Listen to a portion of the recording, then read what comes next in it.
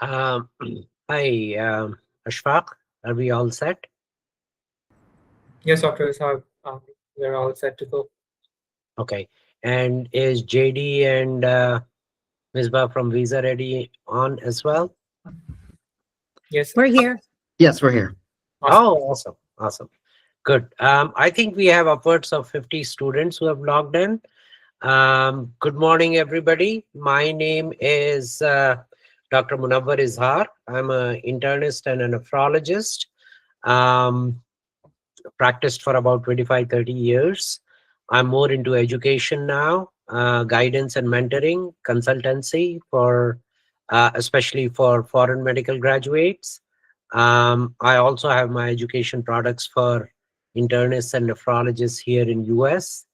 So that's a brief about um, the reason we are doing this is because a lot of foreign medical graduates have been contacting medical student rotations that they're having a hard time getting the visas, especially given the current political scenario and situations. So, medical student rotation, along with Psych, GN, IGN, and Visa Ready. Visa Ready has former U.S. consular officers, and we have two of them here with us today. I will briefly introduce them and then they will talk to you about themselves. But before that, I would like to introduce Ashfaq, who's the coordinator of this event. He will be monitoring the meeting, taking the questions from the audience, and will conduct the meeting accordingly. If all the participants can follow the common rules and etiquette of a meeting, that would be nice. Um, Without further ado, Ms. Pa and JD, would you like to go ahead, introduce yourselves? Sure thing. Let me just turn on my camera. Hi, everyone. My name is JD. I'm the founder of Visa Ready and a former US visa officer. I served in India and in Canada, in Vancouver, which is a very metropolitan post, adjudicating applicants from all over the world. So I have a lot of experience with people in your situations and with the visa classes that you are likely to be pursuing. I also worked as a fraud prevention manager, a non-immigrant visa unit manager, even a software developer on a large scale, surprisingly, as a diplomat when I was serving in India and Canada. One of the things that really led me to start the company is that applicants have a lot of misconceptions, and it's not their fault at all, because there are a lot of myths out there on the internet, and also because the process honestly can be quite opaque. Even though you can look at the law, you can know in theory all of the criteria that you need to meet to apply for the kind of visa that you are seeking, it's still possible for the officer to be using some kind of rule of thumb that you've never heard of, and there's no reason that you should have ever heard of it. And officers do that for certain reasons. They have a lot of time pressure on them and other pressures as well. And in the current political climate, which, I think will factor into this conversation, one of those pressures is probably kind of a somewhat nebulous pressure to refuse more often. That's what I experienced when I was in India, which is where I learned to adjudicate visas. So anyway, I don't want to get too far ahead, but that's a bit about my background and why I started the company. I really wanted to be able to give people the insights they actually needed, as opposed to kind of the standard template advice that they were finding from sometimes other agencies and lawyers, but oftentimes just repeated online. So the officer's perspective into this process is really important, because the officer's decision is made mostly based on the interview itself. So documents are not as important of a part of the process as many people think they are. And I wanted to spread awareness of that. And I wanted to make people aware of the kinds of the sort of hidden meaning in some officer questions, not a hidden meaning so much as the officer's intent in asking those questions and how they could answer questions that would answer the officer's actual concerns, even when sometimes the officer's keeping their cards a little close to the vest and those actual concerns don't come through in the questions. That's awesome. That's awesome. I think you have set a stage for things to come. Misbah, would you like to add on to that? Hi, everyone. Sure.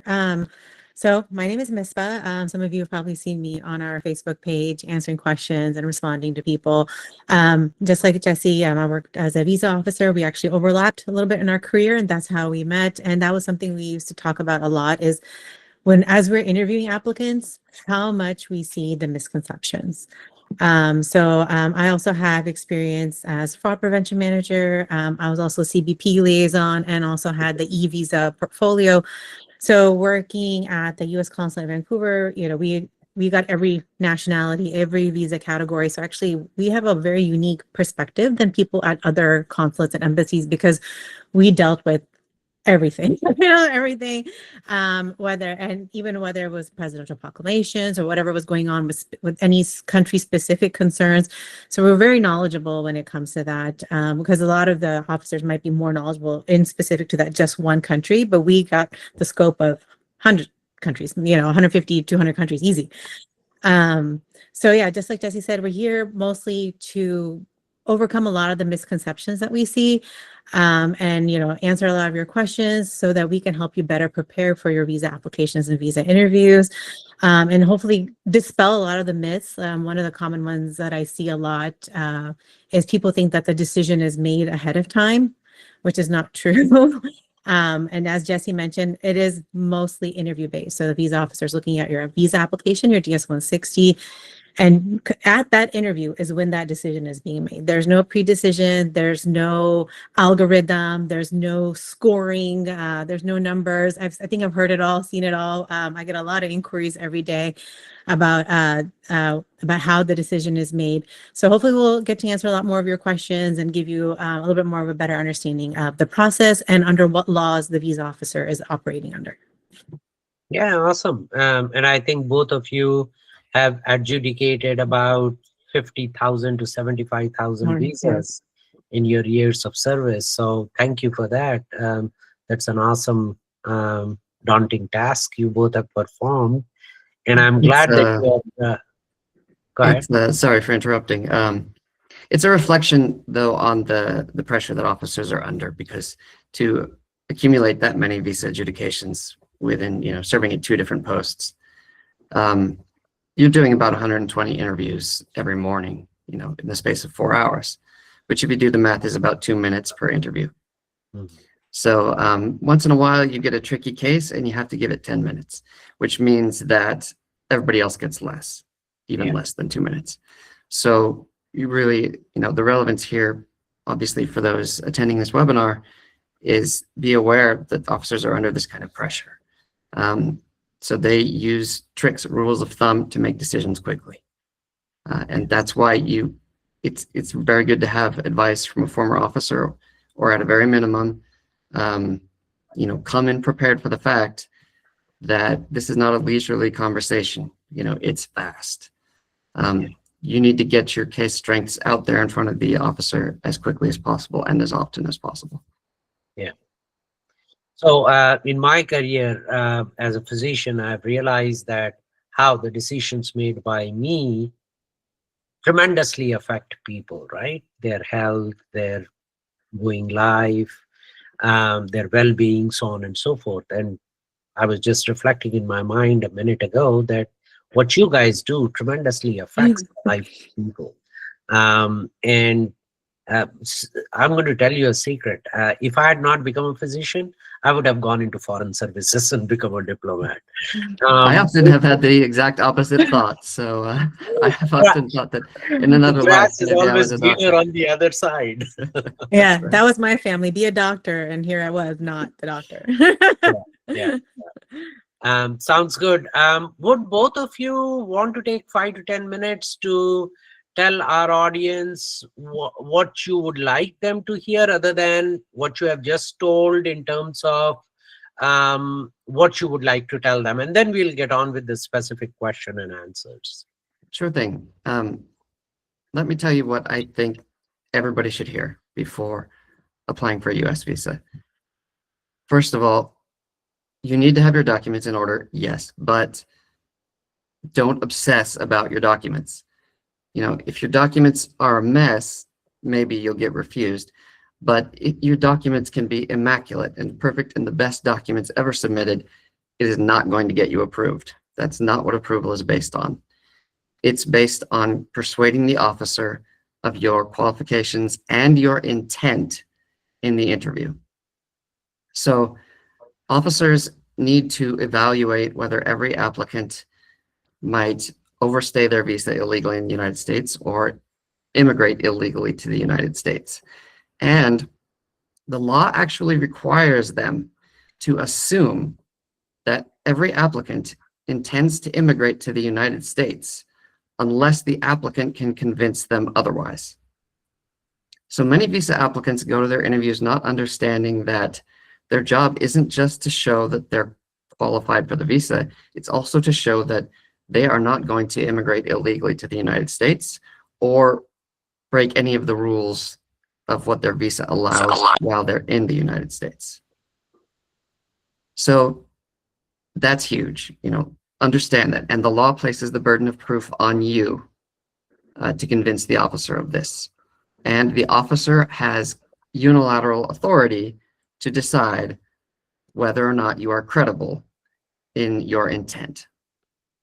So other parts of the law, the officer doesn't get to decide. You know, the officer doesn't get to decide, you know, your finances or your qualifications, things like that. For the most part, if those things are in order, then you will be fine. You don't need to worry about those things. Where people get tripped up is their intent, because that is the officer's sole discretion. And unfortunately, the reality is that you can be negatively affected by an officer's bad mood or prejudices or, you know, any number of human failings that you'll find in any group of people. And even very well-intentioned, very decent officers experience bad moods and tons of pressure, and, you know, 120 in 4 hours is a lot. And I wouldn't say it's normal for officers to get flustered and frustrated, but it happens. You know, people experience normal human fluctuations in their mood. It's just going to introduce noise when you have this many decisions being made. There are just weird factors you can't fully anticipate. So the best thing you can do to prepare for all of that is to make the officer's job as easy as possible. You want to hand them the information about your case that actually matters to them on a silver platter. You know, just give it to them right from the top. State the case strengths of your particular case as they relate to the specific requirements for your case, and in a way that also, you know, gives them confidence that you are not going to migrate illegally to the United States. That is kind of my summary of here's how to do a visa interview right. You want to hand them everything they need, which means preparing yourself in a way that you know what they're looking for, so that their job is easy.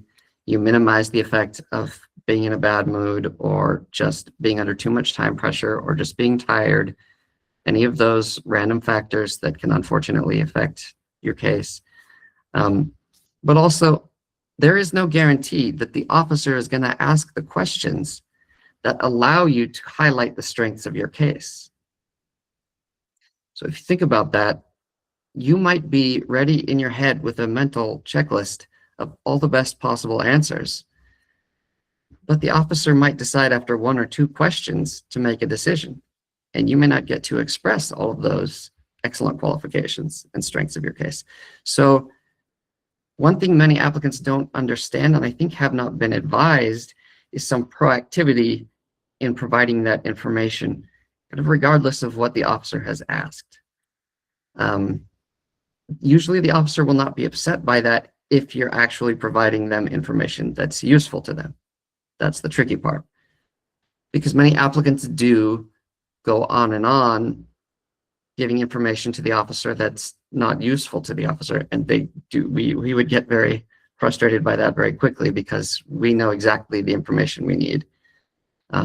So I think a lot of advice that people get online or from any other venue probably is to answer the officer's questions, specifically and briefly and to the point, which is pretty good advice.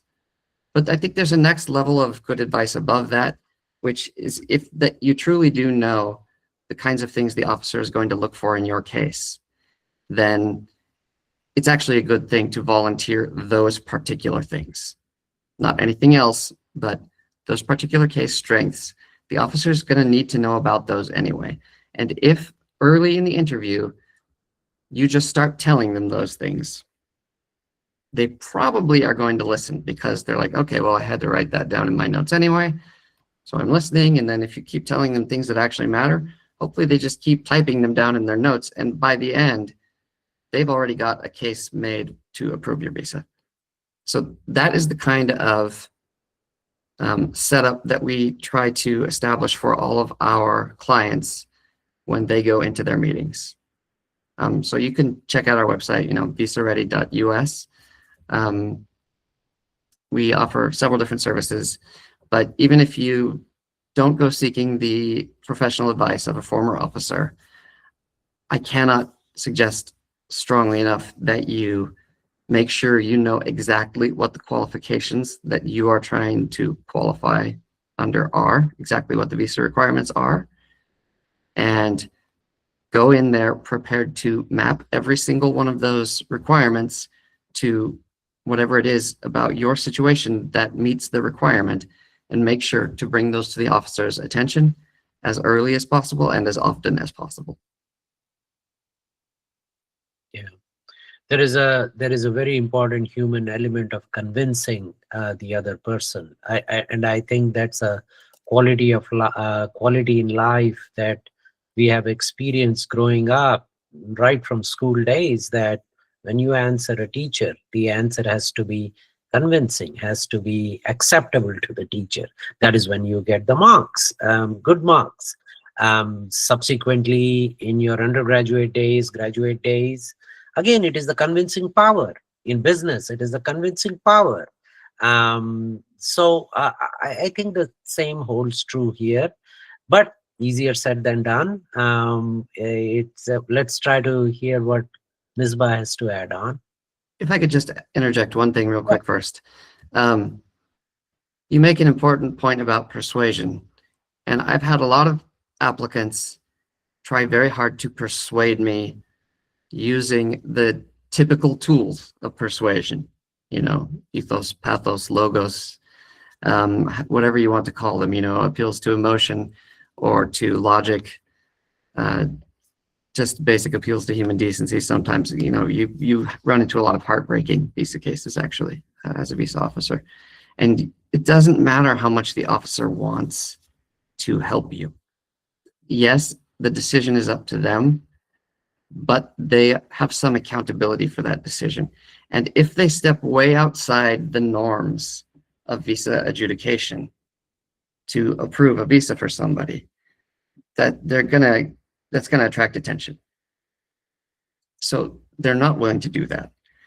And they cannot go outside the law. Their hands are tied on that. So even though it is at their discretion whether or not they find you credible, there are certain very common and widely held standards that they apply to determine whether you are credible. So you can't just break out your awesome acting skills and try to emotionally appeal to them.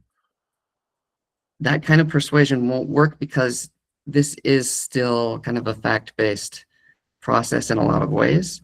So you really do need to be focused on giving them the right information, and that is how you do the persuasion. And the flip side of that, which is I think quite a good thing for most people, is that you know, if you don't feel like you're a great face-to-face communicator or you get nervous, I've had a lot of people ask me about stuttering or speech impediments. All those things cause people anxiety, and that's totally understandable. Officers are 100% used to that. They're used to almost every applicant being nervous. They're not going to be upset about it. They, you know, the vast majority, I've never seen an officer who is impatient with a person because they were so nervous or because they had difficulty speaking for whatever reason. So those are things I don't think you have to worry about very much.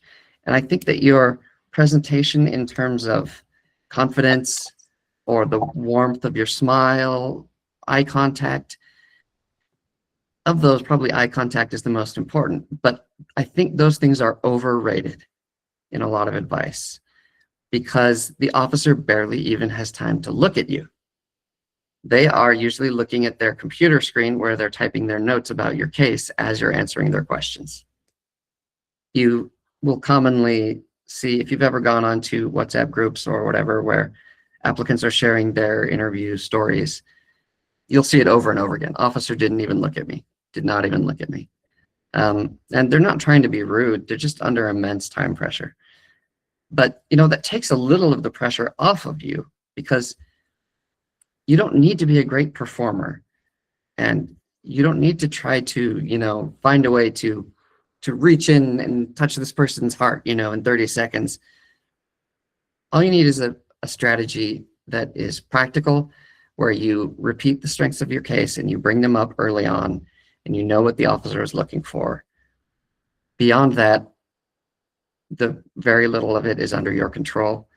And I wouldn't overestimate the importance of persuasion, except in the extent to which, you know, having the facts of your case in order and understanding what the requirements for your visa are and addressing those, you know, deliberately and repeatedly and early, to the extent that that constitutes persuasion, that is important. But the good news is you don't have to worry all this advice about, you know, make sure to smile or wear this or wear that, or it's not that important. It really comes down to the content of what you're saying far more than anything else. I don't know, Mispa, feel free to disagree. I've said enough, I think. Why don't you go ahead and take a turn? Sure. I know Jesse covered the broad scope of things, and I mean, that's one of the things I'll just also repeat is visa officers have to assume that everyone is an intending immigrant. Okay. And what your case that you're presenting is trying to convince them otherwise. And again, you just have that minute or 2 minutes. And it's very important that as you're answering your questions, you're sticking to the facts. You're not, you know, so they know you're nervous. It's okay if you stutter or anything else, but make sure you're sticking to the facts. If you're trying to focus on the emotion factor, that's not going to work. You know, you don't want to be like, oh, I've studied all these years, I can't believe this is happening. You don't want to come with that energy. You want to just stay professional. Professional is probably the best word for this. So you can stay neutral while you're talking to the visa officer, answer their questions, but be complete in your questions. Use those responses to build in. If they're not asking the exact questions you think they should be asking, build it in while you're going. Be very clear in your case.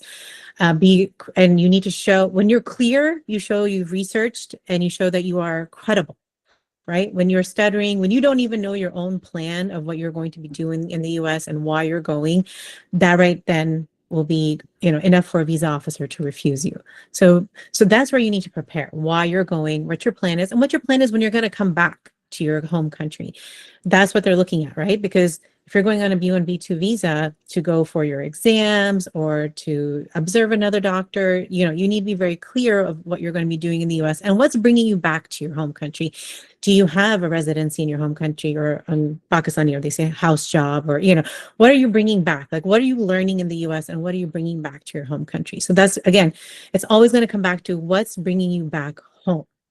That's what the visa officer is looking at. They want to make sure that you're not going to overstay or try to change your status, or that you're not an intending immigrant, because they are very well trained and they will sense it. If you are trying to use this as a way to immigrate to the US, or maybe you married a US citizen and you're trying to cut the immigration pathway, You don't want to do that. You want to stick to what is permitted on your visa. You're going to go do that activity. You're going to go take your exam, and you're going to come back. And that's how you also build your good travel history, your good visa history. So when you need to go back for further education or meeting with other doctors, or maybe you are going next time on a J visa, then that will build up your credibility and your positive US travel history. So, there's no secret response that you can give. There's no magic answer. I get that a lot of questions like, what should I exactly say? Because everybody's situation is different. A visa officer is looking at every applicant as an individual. So there is no one magic statement or one magic sentence you can say to get you approved, because everybody's purpose for going into the US is different. Their travel plans are different. Their ties to their home country is different. Their ties that they might have in the US, maybe they have relatives in the US, is different. They may have travel history or not have travel history, whatever their career path is. Every single person is different. So how you answer your question is going to be different than the next person. You might think, oh, my profile is the same as my friend going, but how you present that profile or how you interview may not be the same. And that is what might set you apart from the person next to you. Yeah. No, that's very good advice. What I tell a lot of students who ask me is, tell the truth. If you are asked a question, be upfront and tell the truth. Don't try to distort or falsify or give a wrong impression. Just tell the truth. Whatever is the situation. If you are going to US for observation, tell them that that is what you want to do. If you are going for visit along with observation, tell them that is what you want to do. What are you going to come back after doing? Tell them the truth, that I don't have anything right now, but I'm planning on taking up house officer's job. I'm going to come back and apply because this is the deadline for application. Tell them the truth, because a lot of times human tendency by default is to fabricate and come up with stories, thinking that it will make your case strong. But like these two people, they are trained to detect that. So that is what I tell them. How do you That's want good to? advice. If I could just jump in real quick. Yeah. That's excellent advice. Don't lie to a visa officer. You'll regret it. It's not worth it.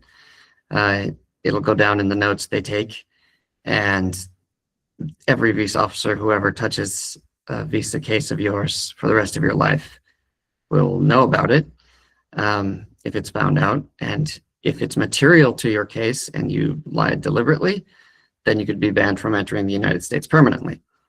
So it's not a good idea. And of course, it's not a great idea ethically either. The one thing I really wanted to highlight from what you were saying is that sometimes people have a little bit quirky circumstances, right? They're not just going for the observership. They also want to visit family or something like that. That was the example you gave. The officers are trained to ask themselves, and this is the very first thing we get trained to think about, is, does the story make sense? And it can make perfect sense to be going on an observership. And also, I happen to have an aunt who lives in the United States, so why not visit her too at the same time? That makes sense. It makes perfect sense. Most officers are not going to bat an eye at that. That's fine. Now, there are situations that do raise red flags and will prompt the officer to ask more questions.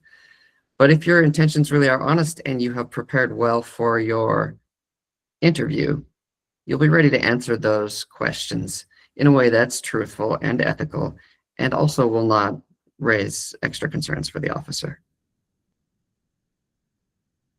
Yeah, sounds good. I'm going to ask you two questions, and then maybe I'll have Ashfaq coordinate the questions that people are sending so that we can directly address them as they come up.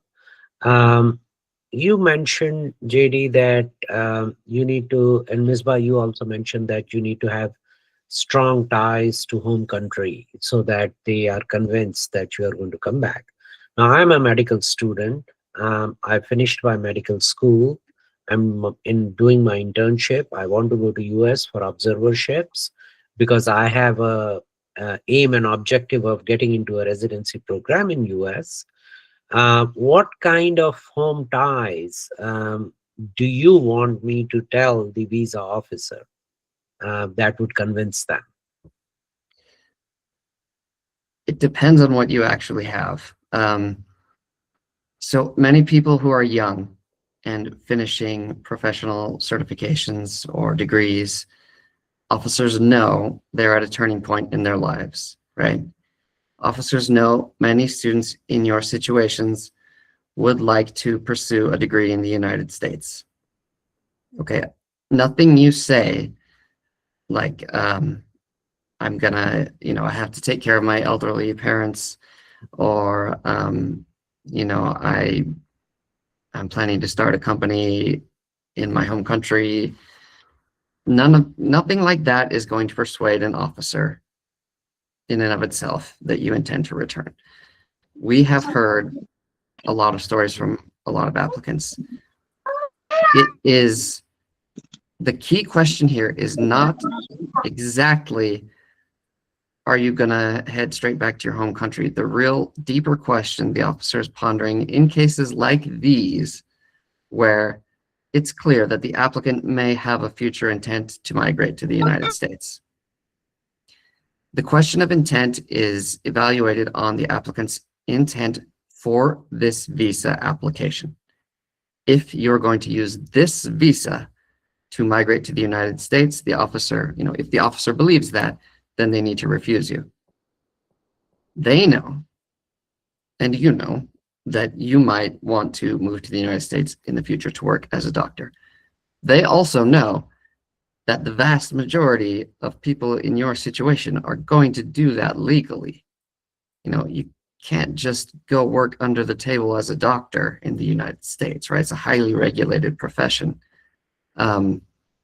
So I wouldn't be as concerned about the question of ties in your cases, but don't try to, fluff up ties that really honestly don't amount to very much into something more meaningful than they are. It's perfectly okay to say, after I finish whatever I'm going to do on this visa, the observership or clinical rotation, whatever it is, I'll head back to my home country. And, if you have a job there already, or you're finishing your degree, of course, you can say you're going back to do that. And it's okay to then add, in the future, I would probably apply for jobs in the United States, but of course, at that time, I would seek the appropriate visa class to support that kind of a career move if I were able to get a job like that. Okay. Yeah. Mispa, would you add to that? No, I think you did a very good job, because no visa officer is going to directly ask you the question, what are your ties? Because they really are assessing your DS-160, your visa application, how well you're interviewing. And of course, you all are medical professionals, so they are already keeping in mind what is a normal career trajectory for those individuals. So they are assessing, what is common for that particular situation. And so it's all mostly internal. And again, that's why it's very important that you are presenting a clear case so they can understand that career trajectory that is, personalized to you, what you're doing, what your plans are.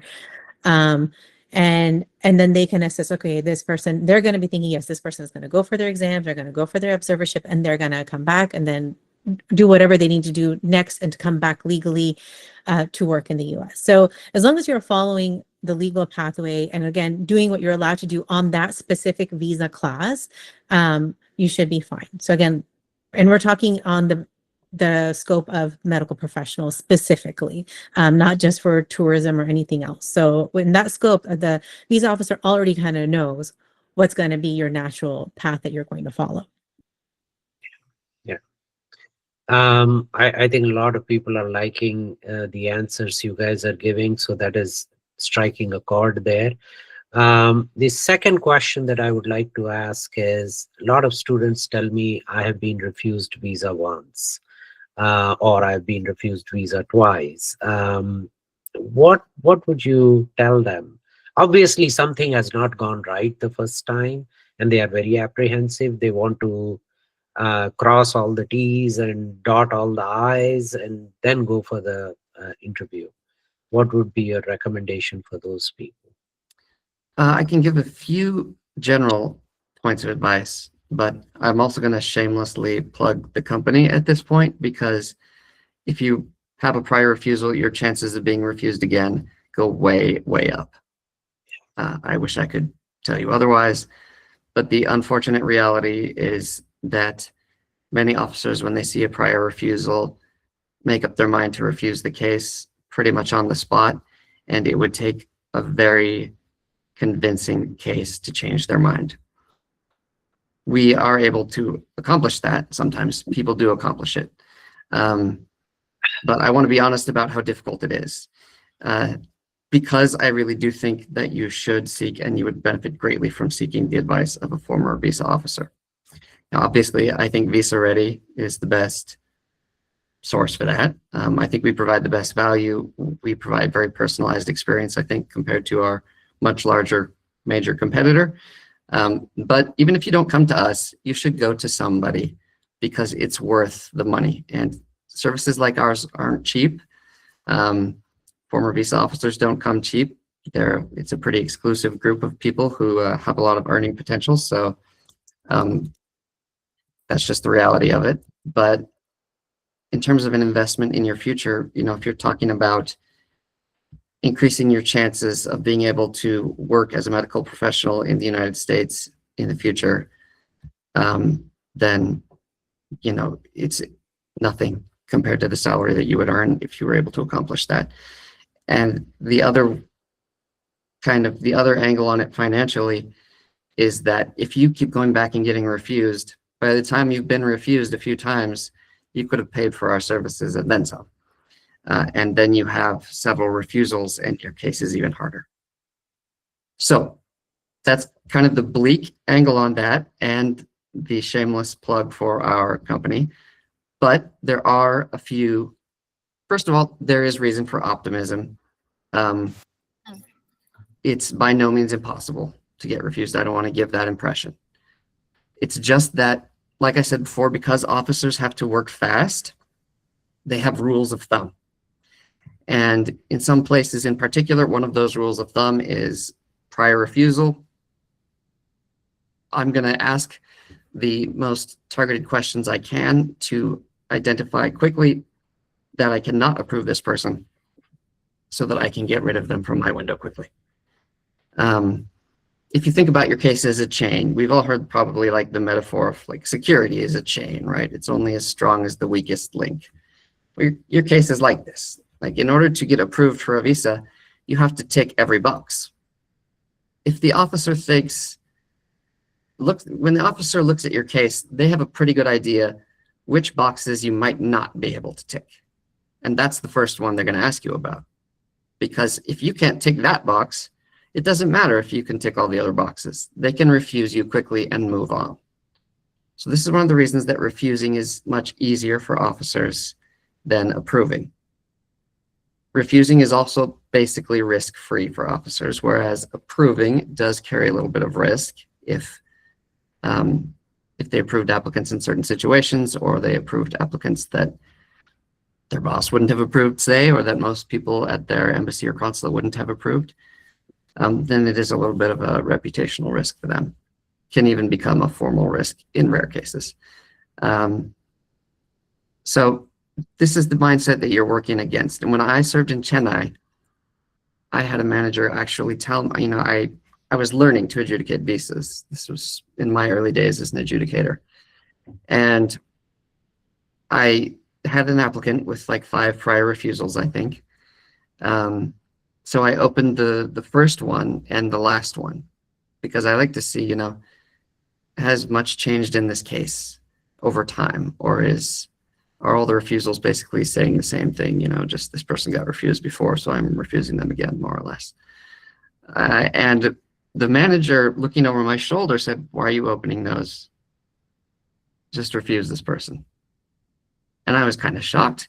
I mean, I don't think that most managers would have given that advice. It just depends, though, on the norms of the embassy or consulate in question. And, who's the visa chief there? What is their attitude about this? In Vancouver, we looked at prior refusals all the time and we overcame them pretty often. But in India, it was very rare. And it wasn't until I proved that I was good at adjudicating, and once I could do it quickly, that people started not minding that I would look at the prior refusals and overcome them, sometimes quite a few of them. I overcame 13 prior refusals a couple of times.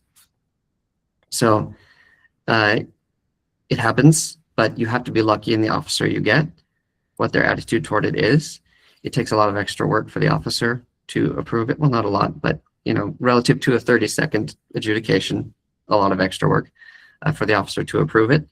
So just be aware, the bar goes up for you in this situation. You need to be better prepared, and there are strategies that we can teach you to help you, but they really are very dependent on the specifics of your case. But I promised to give a few tricks that can be useful to anybody, so let me do that now. If you've been refused before, do not go to a different consulate or embassy the next time you apply. A lot of people do this, hoping they'll get a different outcome because it's a different place. It's totally understandable. It makes sense on the surface, but not to an officer. Officers actually have a term for that. They call it forum shopping. It's a very derogatory term. It means basically, oh, you couldn't make it there, so you came here hoping for a different outcome. And even if you have a reasonable reason for being there, like, oh, well, I'm visiting my aunt, so and I could get an appointment while I was here, they're not going to buy that. It's rare for officers to overturn prior refusals that were made at a different post. It kind of requires them, depending on the boss, it requires them, as a courtesy in most places, to reach out to the other place and say, hey, I was looking at this case and thinking about maybe approving, So it's just a whole ball of wax for them that they're not going to get into. Especially if you're in a different country, you can forget about it. They're going to say, okay, why is this person in this country and not the country they live in? And they got refused there. That they don't want anything to do with that. That to them is just a giant red flag. So go back to the same place. The good news is that an officer, according to policy, is supposed to recuse from your case if you literally get the same officer again. So if it's the person who adjudicated you the last time, what they're supposed to do is say, and they do, is say, I'm not allowed to handle your case because I handled your case last time, so I'm going to send you to a different officer. Best of luck, and send you on your way. So there is some hope for optimism, even going back to the same place, because you'll have a different officer. The only exception to that would be if there was literally no one else who could handle your case at that moment, which is rare in the places that you all are mostly living in. Other advice, if you have a prior refusal, would be you need to treat that prior refusal itself as the main topic of your interview. Because even if the officer doesn't ask you a single direct question about it, it is almost certainly the main thing they're thinking about throughout your interview. They're thinking, okay, if I issue this person, what notes do I have to take to justify overcoming that prior refusal? So you need to give them those notes on a silver platter. You need to hand them the exact case specifics for your case that matter, and some information that persuades them that the prior refusal was basically innocuous, that it was benign, that it was not because of some reason that still applies that governs your case and the outcome of it. So that is very hard to do, I think, if you don't have professional advice, and that's why people find it difficult to overcome prior refusals. I think basically there are two elements in overcoming a prior refusal. One is how good your strategy is, and one is how lucky you are in the officer you get at the window. Some people are a lot more willing than others to put in the time that it takes to give people a fair hearing, and make an independent decision that's not based on the prior refusal. That's just the reality. So I usually tell people with prior refusals, you need both a good strategy and good luck. I think, unfortunately, that's the reality of it. Yeah. Ms. Va, would you like to add anything to that?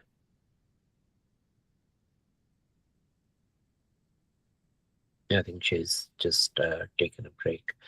I think those are the two questions I wanted to ask. Where is our coordinator, Ashfaq? Hello? Yes, Dr. Isaac. Yeah. Do you have any shortlisted questions from students? I see a lot popping up. They are queries and simple questions, but something of significance that we need answered for a whole lot of people. Yeah, so a general question that popped up in the registrations was, what are some of the most common mistakes that IMGs make in the interviews, and how should they be avoiding those mistakes in the first couple of minutes when they approach the interviewer during the interview process? It's a good question. I think applicants across the board, regardless of whether they're IMGs or not, tend to make the mistake of not connecting everything they say to their visa eligibility, basically. They often don't. I mean, there's no reason that anybody would expect that they have to go into the interview knowing like the legal criteria for the visa, right? What you would assume naturally, I think, as a human being going into this kind of interview is they'll ask the questions they need to ask. I'll answer those questions. And if I'm qualified for the visa, I'll get approved.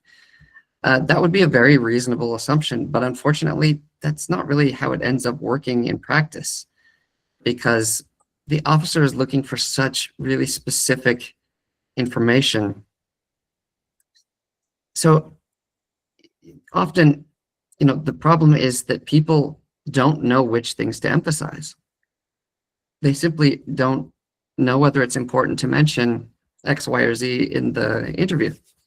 And that's why interview preparation is such a bigger piece of the puzzle than people realize. I think that you see a lot of applicants either trying to explain everything about their situation in the hope that I think in the hope at least, that by explaining everything, the officer will pick out what they need to know, and if you say everything, then you've said the important things too, right? At some point, even if you didn't know what they were, you said them. But the officer's just not going to let you do that. They're going to cut you off. They probably will literally interrupt you and say, okay, bam, sir, that's not my question. My question is this. And I think I'm a pretty polite person. It took me a long time to actually get used to interrupting people, but by the end, it was just a completely automatic habit. I would just cut people off. I mean, I would try not to be rude about it, but I would just say, sir, it's not my question. I just need to know this. So you can't go in with that kind of, throw everything at the wall and see what sticks strategy. You actually have to know what the requirements for the visa are, and you have to understand the intent question too. Even if you read the requirements for almost any visa class in the US policy or law, then you'd say, okay, I tick all those boxes, I'm good to go.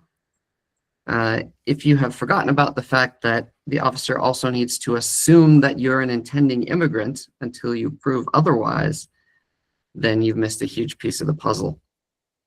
So you need to understand that you're trying to show your intent, and you're trying to show that you'll use the visa legally. And in addition to that, of course, you're trying to also tick all the boxes that make you legally qualified for that visa. But there's a fine line, because the opposite mistake is to wait passively for every question and just answer it literally and directly and simply. And at many times you could pass doing that. But if you're really trying to cover all contingencies, and if you're trying to prepare for the worst case scenario in terms of what officer you get assigned to, then you want to be more proactive than that. You want to make sure to get those qualifications out there in the conversation as early as possible and as often as possible. So it's to make it very difficult for the officer to miss that information. Yeah. Awesome. There are a lot of other mistakes, but those are the important ones. I think, I could tell you quite a few funny mistakes, like, swapping left hand and right hand on the fingerprint scanner, and any number of fingerprint stories that would be quite surprising, but that's not really what we're here for. In terms of the mistakes that are likely to apply for IMGs, for IMGs, you could be going for several different purposes, right? Like, because in the Foreign Affairs Manual, which is what officers, that's like the instruction book that officers use, basically, if they are wondering about whether to refuse or not. I would actually, a lot of people don't recommend this, but I would recommend that you go to fam.state.gov, where you can see the Foreign Affairs Manual, the public-facing version of the manual. Officers have some, secret things in there that are redacted for the public, but most of it's there for the public, including all the requirements for all the visa classes, using the exact same language that officers see. So when an officer who doesn't get a ton of people seeking medical clerkships gets somebody at their window who is seeking a medical clerkship, they go to the Foreign Affairs Manual, and that's fam.state.gov. If someone could type it in the chat, that would be great. This is what they turn to. This is like, thank you very much, Ashfaq. And this is where they go, and they look up the situation, and they're like, literally Control F, clerkship, find it on the page, and they read the rules, and then they ask the applicant the questions that they need to determine whether they meet the requirements for the visa. You can make this way easier for them by using the language that's used in the FAM. So instead of using the word observership, for example, use the word clerkship, because that's what the FAM says. If they go into the Foreign Affairs Manual and they do Control F for observership, they're going to find no results. So maybe then they do Control F for medical, and they would actually hit quite a few results in different categories. So that doesn't help them identify the one quickly that applies to you either.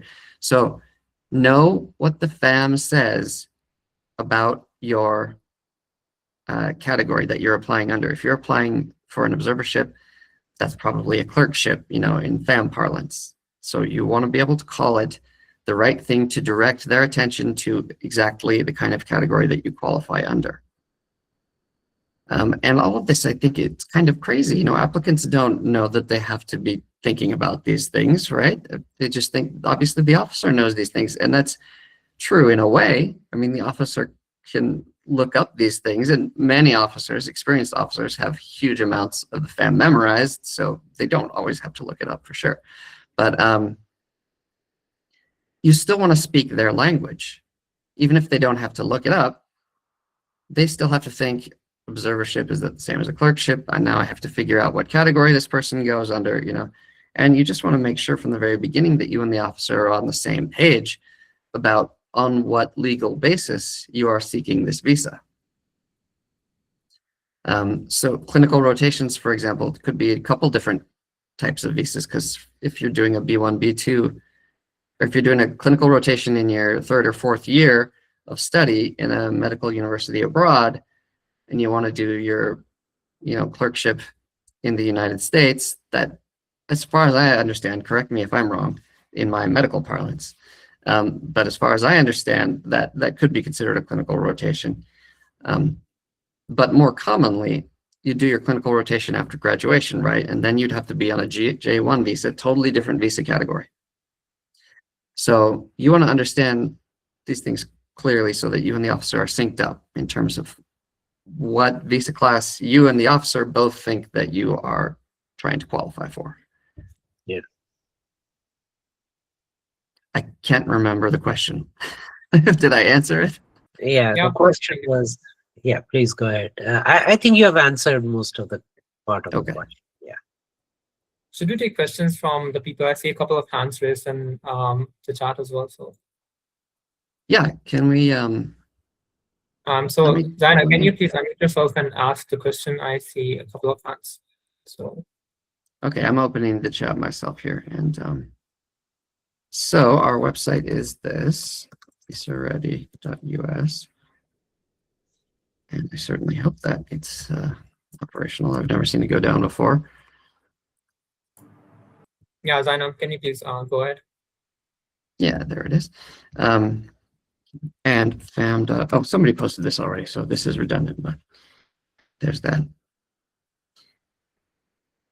Sorry, were we waiting for someone to ask a question, or should I just start going through? Yeah, Or I can go through, start with them, Jesse. Okay. Let's see. I think the Hi, first question. can you hear me? Are we taking them live or are we going through the chat? Yeah. Hi. Yeah, we have a couple of questions. Zaina was already sort of called on, so why don't we let her ask her question? Hi, can you hear me, please? Yeah, we can Yes. hear you. Oh, thank you very much. Actually, I'm a physician. My husband is a physician. We wanted to join our daughter for electives. So we went there for our interview, and my husband, we are not like, we are in the range of 55, 60. This is our age. So we went there, and then they said that, they asked my husband that, why are you going? And he said that I'm going for electives. And she said, oh, green card electives. My husband said, no, my daughter's elective, and we will accompany her, and I have my cousins, we'll meet them, and we'll just have some family time because we are both working. So then she said, sorry, I cannot give you visa. And she gave us the paper in which it was written that we failed to prove that we will be coming back, So we said, okay. So after us, she called our daughter and she asked her that, what are your immigration? Our daughter is just 21 and she's a medical student, What are her immigration plans? She said, I don't have my any immigration plans. I'm going for my electives, And unfortunately, her visa was also rejected.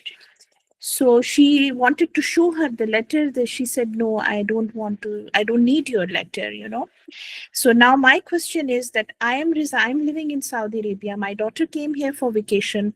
Since it was easy for us to get an appointment here and easy for me to take her to the embassy, so I applied from here. Now, after her vacation, she'll be going back to Pakistan because she's a medical student there. We don't intend to go and stay there for long. So now, after how long she should reapply? And because she overheard that we are going, my husband said elective, she said green card elective, you're going for green card. My husband said, no, we are not going. So after how long we should reapply? And is it okay in this scenario? Because now she'll be going back to Pakistan if she should apply from Pakistan. First, I'm glad you mentioned this because it gives me a chance to clarify something I said before. Before I said that people should not, that you should go back to the place where you were refused. That's almost always true. But the more accurate statement would be you should go to the consular embassy whose consular district you reside in. Okay, so that's almost always going to be the last place where you applied. But if you have moved, if you're living in a different country or even a different part of your country, you should go to the local one, basically. Okay, so we are legally residing in Saudi Arabia, so we should prefer Pakistan. If you are actually resident in Saudi Arabia for the long term, Yeah, we have 15 years. Absolutely, you should apply in Saudi Arabia. But for now, I'm living in Pakistan for the past 5 years, but I But hold you the can't. resident. You can't apply in Saudi Arabia, right? So yeah, of course. I can. I do hold the residency This is my card. daughter. I have the resident Miss, card. but I did have you want the- to weigh? So it's a split answer. Yeah. So the parents that live in Saudi Arabia should be applying from where they live, and the daughter who lives and studies in Pakistan should be applying from Pakistan. Yeah, I'm Yeah. sorry, but she's resident of here also. Like legally, I do have the residency card, but I have nationality of Pakistan, and then I got rejected from Saudi Arabia. So should I apply from Saudi Arabia or should I apply from Islamabad in Pakistan? Saudi Arabia. If that's where you've lived for 15 years, you should apply in Saudi Arabia. But she's studying in Pakistan. Okay, thank you. And Oh, then but like she- how No, Yeah. but I was answering the question for you. If you live in Saudi Arabia, then you should apply there. for your daughter, as Misbah said, she should apply in Pakistan because that's where she's living. Yeah, they rejected in Saudi Arabia. I hope it will not affect her negatively. Zaina, I JD, think it I think affects her this chances, is but a very complex and case specific thing for which will not apply to a whole lot of students. I think it might make sense, Zaina, for you guys to consult with Visa Ready. That would be very helpful. Okay. In When- your Okay. situation. Okay, just thank you very much. When can we you're welcome, reapply? Sana. We can reapply soon, or would it affect negatively? This, I think, is a very global question that affects a lot of people, so I'm happy to answer this. Basically, there are 2 points of view on it. If you are hoping that by waiting, the officer will regard the time that has passed as a meaningful change in your life circumstances, and that it will change the officer's attitude about your case, then what really matters most is actual changes in your life circumstances. So you can wait 2 years, and if you're working the same job or attending the same university program or doing whatever it is on a daily basis that you were doing 2 years ago, then it's unlikely that the officer that it's going to matter that you waited. Because what really matters is not the time that's passed, it's whether your circumstances have meaningfully changed, or if you can persuade the officer that the prior refusal didn't make any sense, that would be the other way. Now, most people don't manage to persuade the officer of that. I think that there are strategies you can use and strategies we can teach you that help improve your chances of that a lot. But it still takes luck. It's always going to. There are too many moving parts in the visa process and too many human parts. But so let me try and back up and clarify that. Absolutely. There are basically 2 attitudes when it comes to how long you should wait. Because one attitude or one strategy is to wait for your circumstances to change and then go in and tell the officer, my circumstances have changed, and get them to reevaluate your situation based on the new circumstances. That's totally valid. It's how most people end up overcoming prior refusals.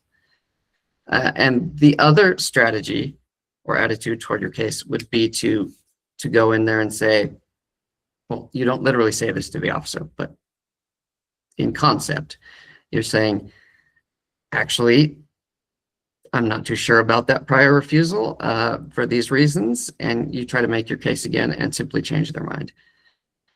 I think for most people, it's the harder way, but it's also the only short-term way. And the big caveat I would give about waiting and hoping that that's going to change things is that it won't change things unless things actually change. You know, officers do sometimes think in terms of like, well, this prior refusal was a year ago or 2 years ago. I might hear this person out a little bit more. But if the circumstances are fundamentally the same, they'll still come to the same conclusion and refuse the case probably. Sometimes the passage of time itself is a change in circumstances because the time has passed, you also graduated from your program. Or maybe you had started a new job at the time of your interview. So the officer didn't consider that a very strong tie. But now you've waited a year, you've been in the same job for a year. Maybe they're willing to consider that a significant enough change in life circumstances. But the key there is don't get confused about why the officer reconsidered the decision. It's not because time passed. It's because you had more time invested in your new career, for example. So what really matters is whether circumstances have actually changed in your favor. And you've been living in Saudi Arabia 15 years. This is an example, but this would apply to a lot of people. You know, if you've been in a stable situation with no major life changes for 15 years or even 5 years, and you get refused, then waiting a year isn't going to change anything if you can't make the argument that something else meaningful has changed. So, you know, in my view, and I don't want to market our company too aggressively, but when it comes to prior refusals, that is when you really are in kind of a minefield. And that's where you most kind of desperately need a high level strategy, especially if you want to go back in there without waiting for a year or two or brand new life circumstances, and try to persuade the officer that actually I deserve another hearing because the refusal was, you know, maybe a little bit iffy. Ashfaq, I would like to speak for a minute or so.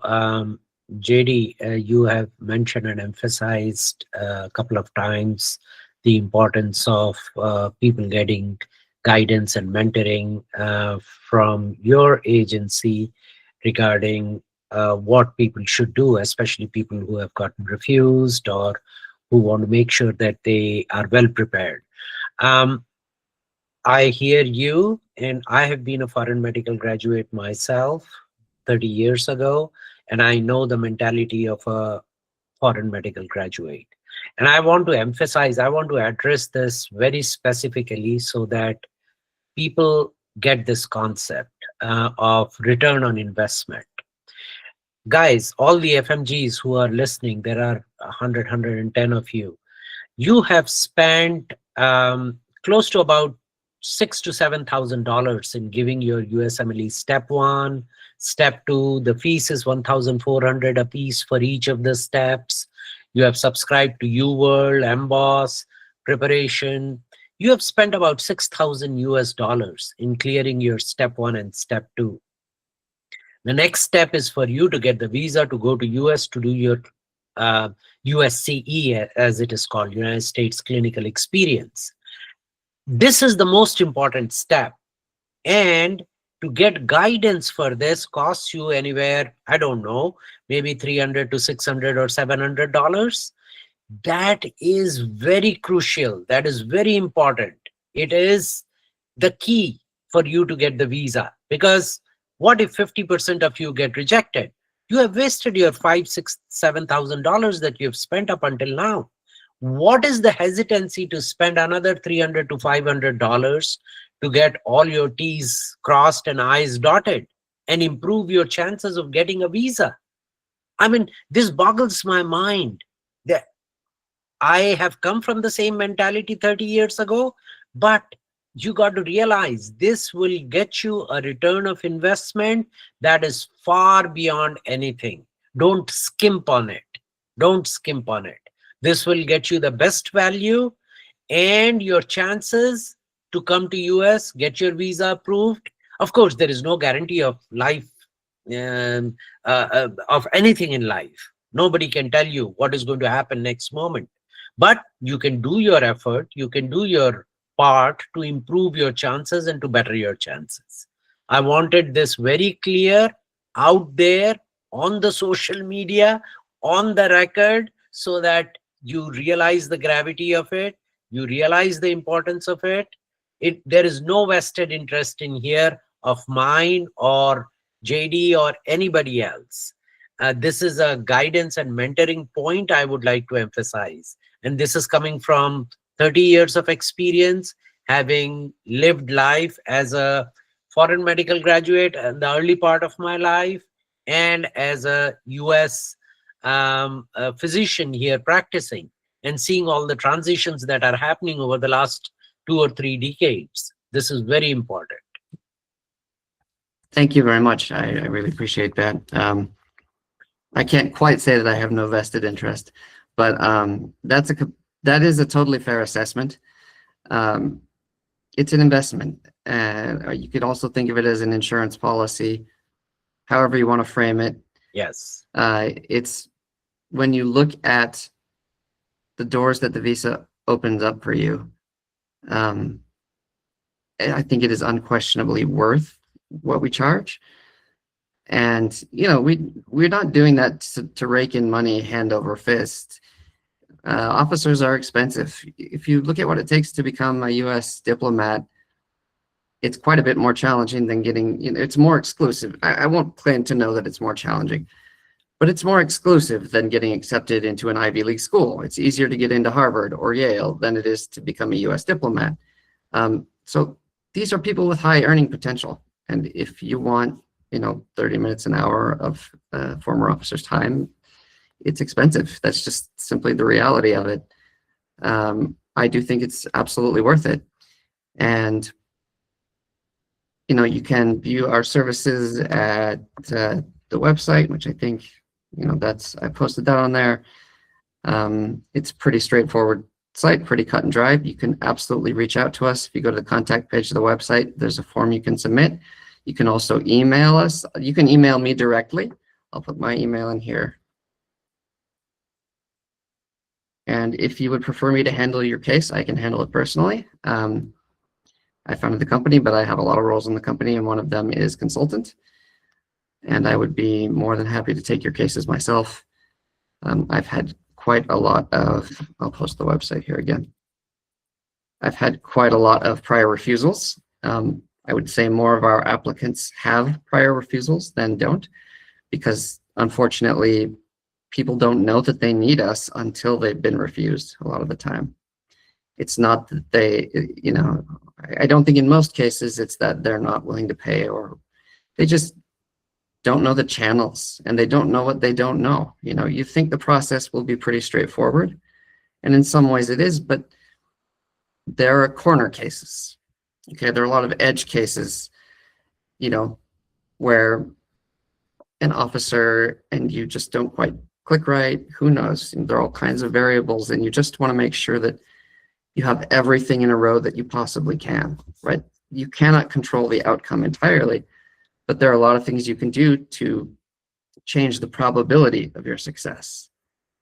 And that's a big deal. And that, you know, people invest in things like that. You know, that's how investors think. They think about what is the probability that this is going to be, that this investment is going to have a good return, right? And mitigating risk is really important in financial decision making. So, you know, all that to say that I agree.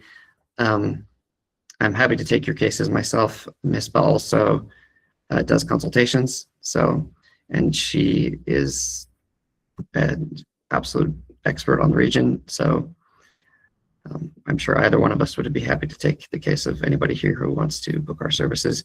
You can also get a fair amount from us for free by submitting a questionnaire through our questionnaire page. We would send you back a free refusal risk analysis, which basically lays out, broadly speaking, the strengths and weaknesses of your individual case and gives you our assessment of how likely you are to be refused. And, you know, a little bit of advice that's going to sound pretty familiar after having attended this webinar already. But, you know, and then, of course, our brief sales pitch at the end. But you can get a fair amount just out of that free refusal risk analysis. And we hope that you would continue on to book a service from us. We think it's a win-win. That's something before I started my own company, that's something I used to tell every employer I ever applied to a job with, is that I was looking for a win-win. I want you to win. I want us to win. You know, everybody wins. That's the kind of situation that I seek in life. And I think that the company is kind of an ultimate manifestation of that attitude. But we should take more questions. I'm talking too much. Sure. There is a general question that has been asked by a lot of people, and I'll take it from the chat. If someone has asked that if I have entered my place of entry in the DS-160 as New York, but I have my observership in Chicago, will that be a problem, as most of us apply for DS-160 before finding an observership? No. Just tell them I'm going to Chicago. They might say, well, your DS-160 says you're going to New York. I kind of doubt it. Officers look at the DS-160 very briefly, very briefly. They scan through, and it depends. If there's a red flag in there, then it's a different story. But there usually isn't. And there's several things they check in it. The law requires them to check certain things and not other things. And so those are the things they usually check. The story in your DS-160 about where you're going and what you're doing, some officers anchor their interview to that a little bit, but not very many officers. Most of them are just going to ask you about that stuff and write in their notes what you tell them, and more or less ignore what the DS-160 says. It depends partly on the officer's experience, where they've adjudicated before, because there are trends, like in certain countries, you're just not going to get any information. In fact, in India, we very rarely, we'd have people who'd been to the United States, a dozen times, and they only mentioned the last one in the DS-160. Officers don't love that kind of thing, but we often don't even notice it either. There are not a lot of things that we seek a definitive answer for in the DS-160. And that's why we try to educate people that it's the interview that really matters. Because even if your documents are perfectly in order, and Zaina mentioned earlier that they wouldn't even look at the letter that her daughter wanted to show, or that she wanted to show, I can't remember, but that's totally typical. Officers only want to look at the documents that they are legally required to look at, because documents take a long time to digest. At best they can skim it, but that already takes, 10, 15 seconds, and they don't have that kind of time. And then there's the time spent passing the document back and forth. And ultimately, at the end of the day, most of those documents don't really speak to your credibility from an officer's point of view, because anybody can bring in a letter like that. Let's face it. They don't know who wrote it, where it comes from. They don't have nearly the kinds of resources to call that person and say, hey, are you real? And, are you really going to sponsor this person and guarantee they just don't have that kind of time. They don't make calls like that. They're not going to interview people about you. They are not going to go hunting after information that would make you an approvable applicant. Part of that is because they have no time or resources for that. But the other part is that the law specifically says that the burden of proof is on you to show them during that interview that you're a qualified applicant. So documents are a low priority. That doesn't mean it's okay to have documents with lies or mistakes in them. Make them as good as you can. Of course, be honest in them. Just don't expect that to carry you over the finish line. It's not going to get you very close to that at all. That's the baseline, not the finish line. Yeah. But little things like that in the DS-160 about which city you're going to, very unlikely the officer would care. But if you're concerned about it, just mention it at the beginning of the interview. Say, when they ask you, they're going to ask you why you're going to the US. Just say, I'm going to Chicago. Actually, my DS-160 says New York. Sorry about that. I didn't know yet where I was going. It's fine. Perfect. Another broad question covers a lot of questions, as people are asking about the travel ban. So how does the ban affect on the total banned countries, and how the students should go about it who want to apply for visas, electives, postdocs, or residency from the countries that are facing complete bans? So if you'd like to comment on that. I want to be careful with that, because we are not lawyers, and we, ethically and legally, we can't give legal advice. So I don't want to interpret the language of that from a legal standpoint. But, if there's a, what's the right way to talk about this? Maybe we can break that up into smaller component questions and take those one at a time. Let's see if I can. So is that question here in the chat? I'm trying to find it. Yeah, there are a couple of questions regarding the travel ban at the very end. Let me see if I can locate the one that you just read. Oh, I see. You were kind of summarizing, weren't you? So there's a question about how you can, get a visa when you're from a country that has a comprehensive travel ban. Well, if the ban is truly comprehensive, then I think the unfortunate answer is that you're out of luck. But to be honest, I'm not familiar enough with the text of the ban to comment on it. And, because most of our clients come to us knowing they want to apply for visas and suspecting that they're probably eligible to do so, I'm a little hesitant to advise in that area, and I would like to be more helpful, but it's a little bit beyond the scope of the company, and it makes me a little nervous talking about something I'm not an expert on. No, that's completely understandable. Yeah. Um, But a we should- broad answer would be like, it's very country specific, right? So, but overall, if there's a ban, there's a ban. I mean, Yeah.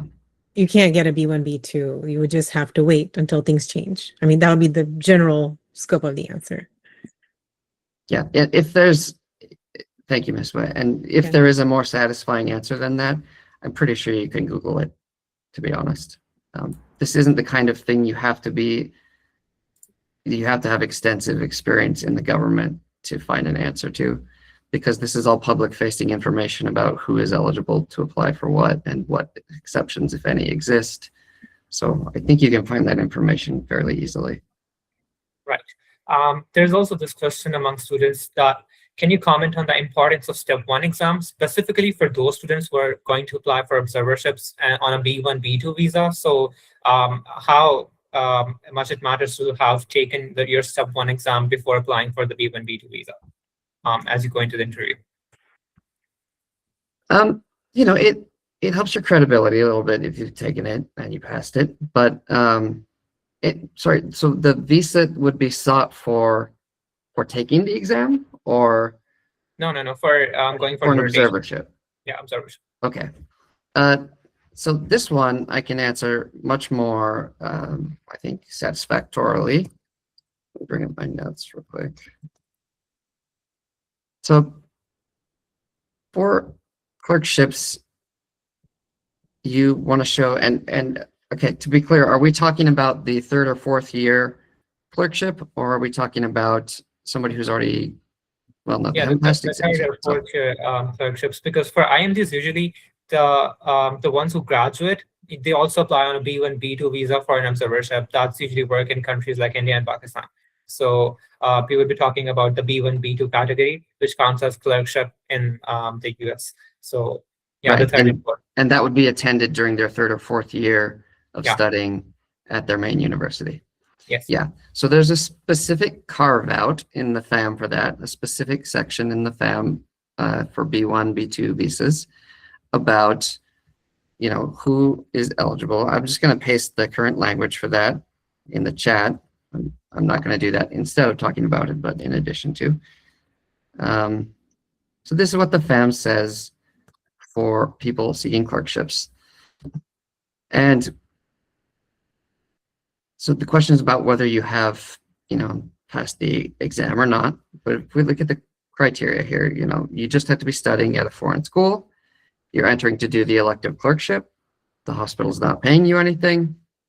You have to be in your 3rd or 4th year of internship in your home country. And, as part of a foreign medical school degree. That's it. Those are the requirements. So, Right. It looks better if you've passed the exams already. Clearly, I mean, there's no question. It makes your case a little bit more of a slam dunk. But you are still qualified in theory for the visa as long as you can convince the officer of your intent. And the good news for almost everyone here is that your qualifications are not going to be in question most of the time. That's not the hard part of anybody's case here. When an officer sees somebody who is achieving something, as impressive as medical school, especially since in the countries where you all live, this kind of lane is very common. Officers see applicants like you over and over and over and over again. Okay, so typically, I'm guessing, I can't say this after I haven't looked at the fraud data for most of your countries. I wouldn't be able to disclose it anyway, but I'm guessing there are very low fraud rates among your particular demographic. People applying, people who are in medical school, close to finishing medical school in most cases, or well on their way. I don't think the officer is going to have any doubt that you're going to finish medical school and you're probably going to pass the test too. I would be surprised if any officer put very much stock in that. The bar for qualifying for a B1, B2 visa is, I don't want to say it's low, but I mean, it depends on your life situation in a lot of ways.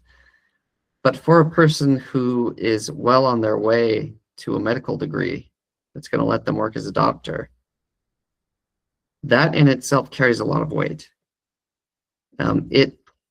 It undermines any sense there might have been in wanting to migrate illegally to the United States. That just doesn't make any sense. What incentive would somebody in your situations have to do that, right? It makes no sense on the face of it. You still have to make that case to the officer because they're required to start with the assumption that you do want to do that, right? But it does matter to them that people in your situation very often get US visas and almost never abuse those visas. So I wouldn't be worried about something like that, really. The main things I'd be worrying about are just sufficiently preparing for the interview, knowing what to tell the officer to make them feel okay about approving the case, so knowing what you're qualifying under, the terms that I just pasted from the FAM, understand all of those requirements, and make sure that the officer hears from you why you meet all of those requirements. Mispa, would you add anything to that? No, I think you covered it really well, because they are going to be looking at your demographic, your career path. You're not going to be that average tourist that they're trying to see, okay, what is their purpose of travel and what are their ties? So they will be looking at you through a different lens and through different trends based on your purposes for travel. Yeah. And again, we're trained to ask, does the story make sense? Does it make sense that somebody would go to do their clerkship before passing the test? Sure, why not? Right, perfect. Thank you so much for answering that so thoroughly. I would like to touch on the J1 visa category for research positions, because there are a lot of people who are applying for postdocs and interested in postdoc research fellowships, and they apply usually through the J1 visa category. So if you would like to comment on the J1 visa for postdoc researchers, and a follow-up question to that would be, can they convert the J1 research visa into a J1 residency or an H1B without leaving the US? J1 for a postdoc basically means that you have the sponsorship already from the institution. And when you get to the officer's window, you have with you your DS. Which one is it for J's again, Mispa? It's not the 2019, is it? Anyway, we have a lot of. I was thinking 2019 as well. Okay, maybe it is the DS because 2019. H1B is 797 and then Yes. J1 is yes. It's 2019. Yeah. Okay. Yeah, it is. You were right. Yeah. Okay. Anyway, that is, but you show them that DS 2019, it means that the Department of Homeland Security has already evaluated certain aspects of your case. And the officer's only concern is trying to suss out whether any of that doesn't quite feel right. Basically, it's what's considered prima facie evidence that you meet those requirements for the visa. So the officer is suddenly doing a much narrower interview. they are just going to confirm with you the basic facts relevant to that J1 application. And unless for some reason your answers don't match what was submitted in the request for the petition, then they're not going to go digging beyond that. You know, they accept that as evidence that you do in fact meet those requirements. And only if something really feels weird about your answers are they going to second guess that. It's very rare. So the bottom line is anybody going for J1 is in a good situation to begin with. They're on solid ground. Ties are going to be the main concern in that. So you want to make sure that you can explain your future plans.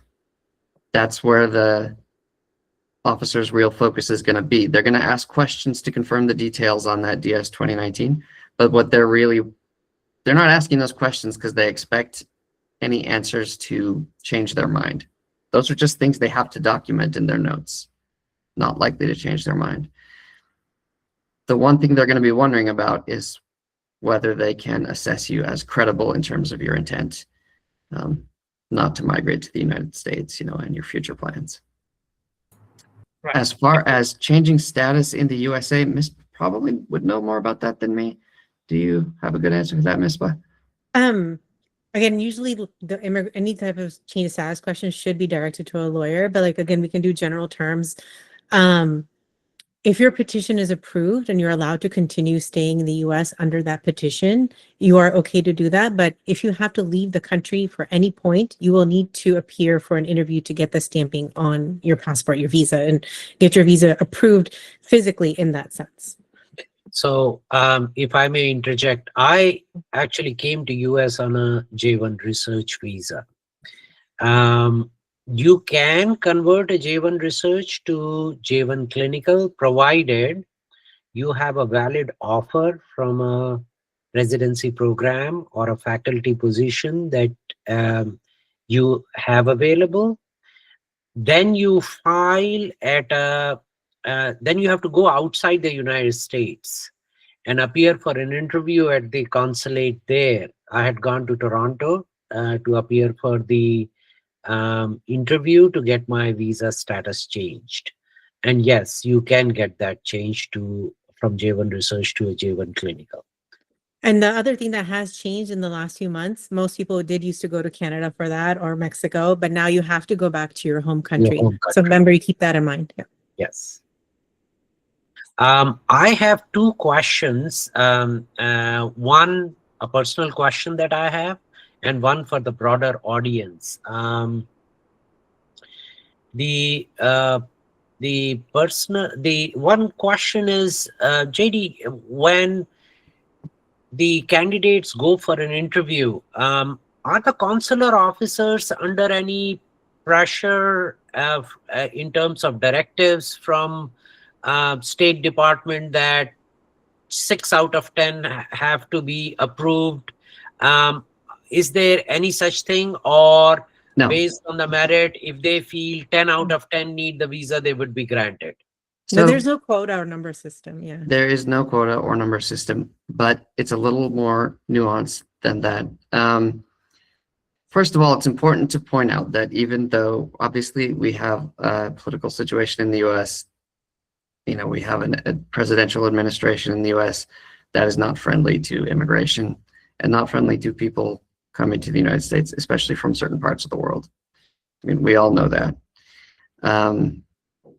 I don't like it. Doesn't matter. Doesn't change the reality of it, right? So that does have an effect. However, it's more of a dampening effect. It can't be quantified so easily. It would almost be better in a way if it could be quantified that easily. When I served in Chennai at first, it was the first Trump administration. And Trump had basically fired the top half of the State Department hierarchy. So everything was theoretically coming directly from the top to the middle, all the guidance. But in reality, there just wasn't much guidance at all coming along.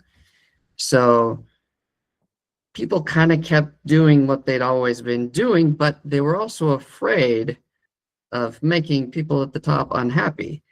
So what you got was this really unfortunate, I think, kind of like just very, I used the word nebulous before, just this very vague pressure to refuse more visas. And, you know, we had a meeting when I was in Chennai, when I was brand new there. It was supposed to be a norming session, and our boss was very unhappy that refusal rates had gone down. So approval rates had gone up a little bit. And actually, we were better normed than ever. So we had like more agreement among officers than ever. We had less divergence about what kinds of cases should be approved or refused. But she didn't care about that. That was not a silver lining to her. More people were getting approved, and that was like a 5-alarm fire for her. That was totally unacceptable, and she didn't expect to have to explain herself in terms of why it was unacceptable. Yeah. It was just this very chilling pressure not to approve too much. So officers had to get creative in their reasons for refusing, and it got ugly. I think it got really ugly because there were cases where there was no, in my opinion, policy justification for refusing in good faith. I mean, you could make the argument that you were refusing because of policy, and it would legally hold up, I'm sure. But from my point of view on the ground, it didn't feel like a good faith argument to be made. But people still had to refuse anyway, because you can't enrage the boss, and she can't enrage the president, you know, so there's no quota, and the law remains what it has been in almost every respect. Now, the legal requirements haven't changed because, frankly, you know, I'm kind of putting my own opinions out here to some extent, but like, this is an administration that doesn't care about policy details. Yeah. You know, they might want to see more refusals, but they're not going to get in there and dig into the nitty gritty of the law and policy and say, okay, if we change this and this and tweak this, then we can. No, they just expect people to do it. Right. And unfortunately, that's what you see is people just doing it, finding their own ways to justify it.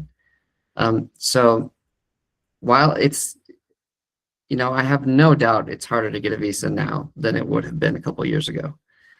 But there is a silver lining to that, which is that the way in that it's harder doesn't change your strategy at all.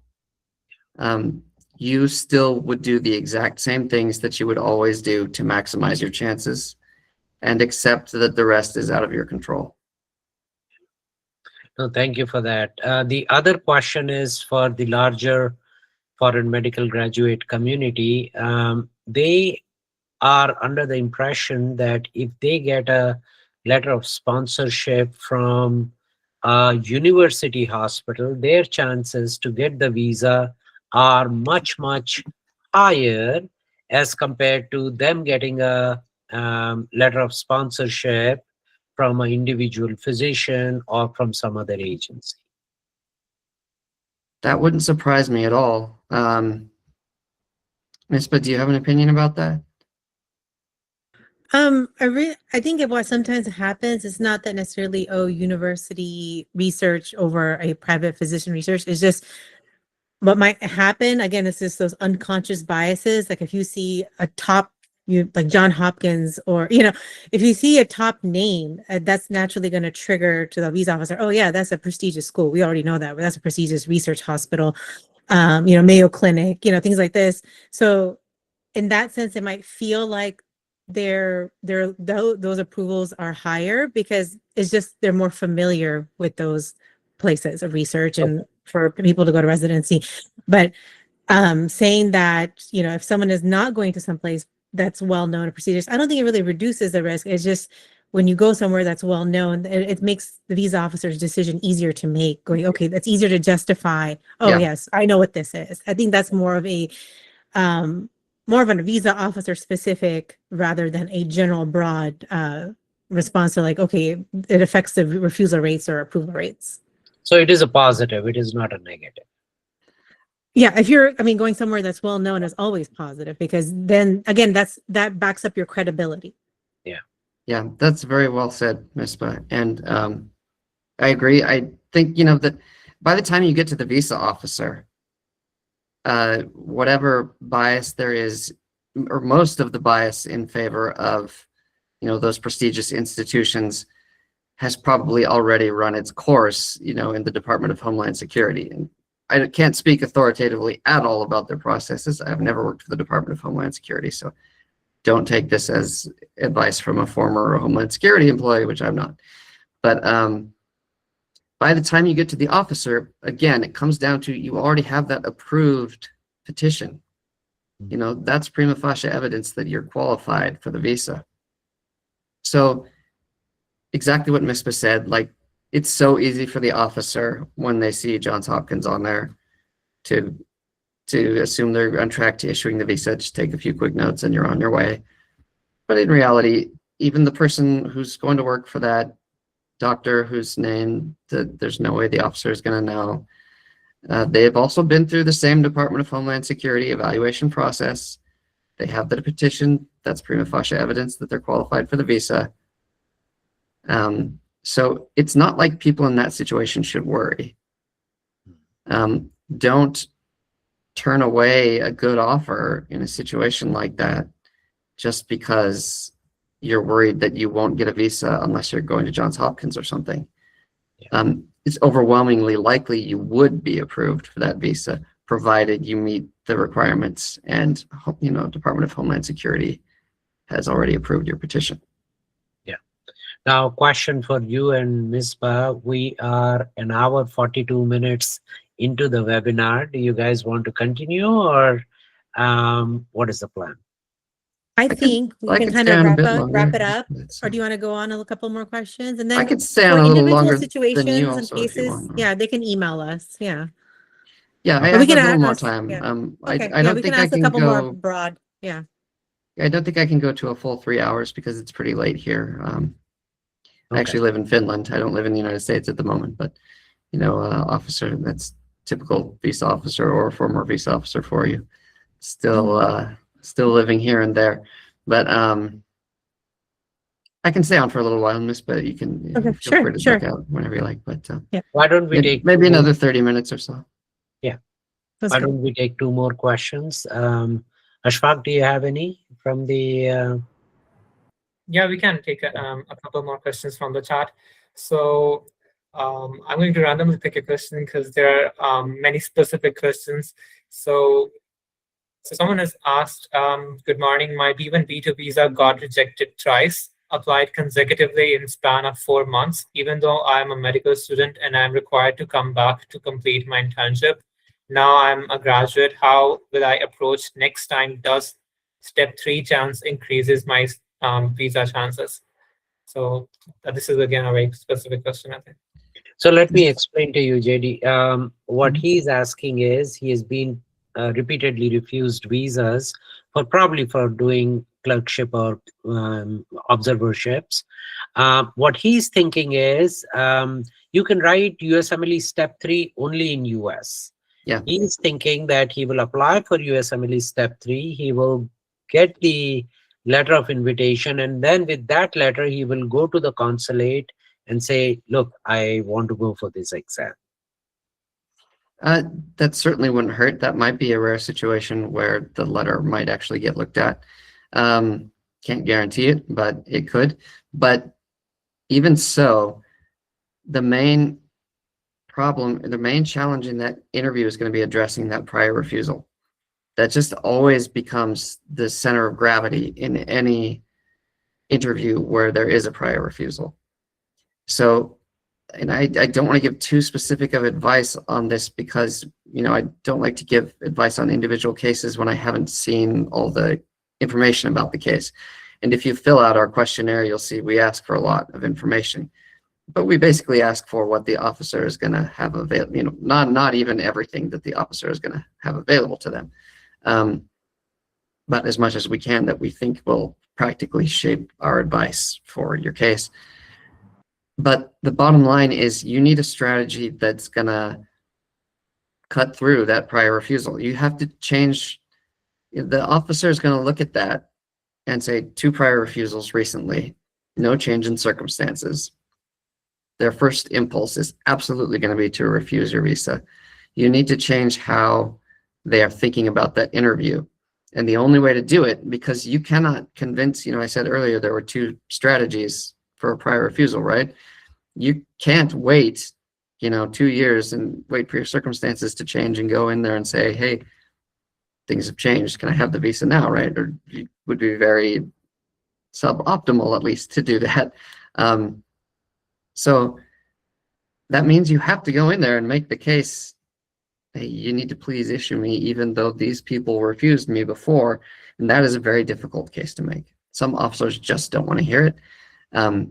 Most officers, I think, will at least consider it if you know the right things to say to them about, why you were refused or why you think you were refused, or to address the concerns that you think may have led to the refusal. Let me put it this way, they need to be able to tell a story in their case notes about how you were, this story begins with the fact that you were already refused.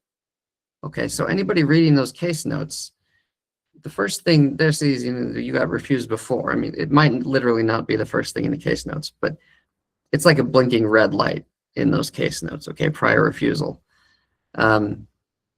So you need to get them from there to approval and set them up with the story that's going to make them feel okay to write that in their notes.